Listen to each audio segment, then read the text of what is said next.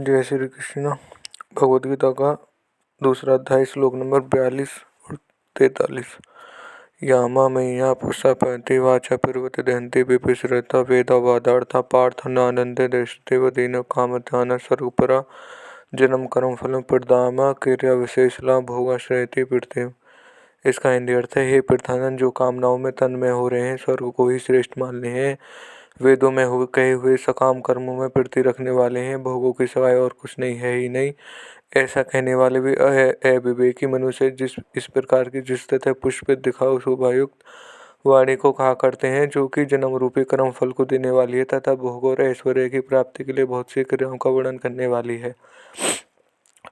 व्याख्या। वे कामनाओं में इतने रचे पचे रहते हैं कि वे कामना रूप ही बन जाते हैं। उनको अपनी और कामनाओं में भिन्नता ही नहीं दिखती। उनका तो यही भाव होता है कि कामना के बिना आदमी जी ही नहीं सकता, कामना के बिना कोई भी काम नहीं हो सकता, कामना के बिना आदमी पत्थर की तरह जड़ हो जाता है, उसको चेतना भी नहीं रहती।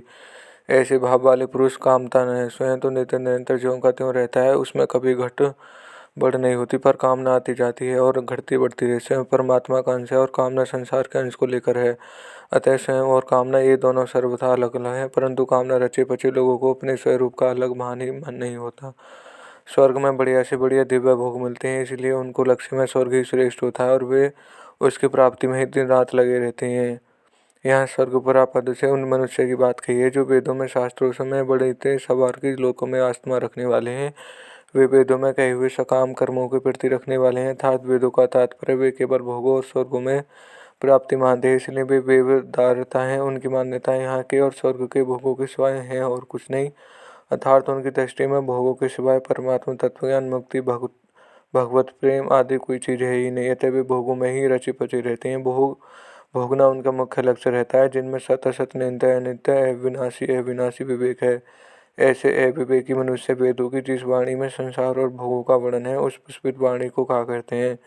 यहाँ पुष्पितात्म कहने का तात्पर्य है कि भोग और ऐश्वर्य प्राप्ति का वर्णन करने वाली केवल फूल पत्ती ही है, फल नहीं है।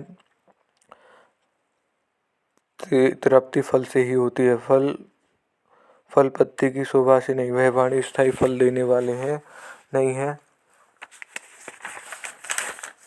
उस वाणी को जो फल स्वर्ग आदि का भोग है, वह केवल देखने में ही सुंदर दिखता है, उसमें स्थापित नहीं है। वह पुष्पित वाणी जन्म रूपी कर्म फल को देने वाली है, क्योंकि उस सांसारिक भोगों को महत्व दिया गया है। उन भोगों का राग ही आगे होने में कारण है। यह पुष्पित अर्थात दिखाऊ शोभायुक्त वाणी भोग और ऐश्वर्य की प्राप्ति के लिए जिन सकाम अनुष्ठानों का वर्णन करती है, उनमें क्रियाओं को बहुलता रहती है, अर्थात उन अनुष्ठानों में अनेक तरह की विधियां हैं, उनके तरह की क्रियाएं करनी पड़ती हैं, अनेक तरह के पदार्थों की जरूरत पड़ती है एवं शरीर आदि में परिश्रम भी अधिक होता है। यह श्लोक यहीं समाप्त होता है। धन्यवाद।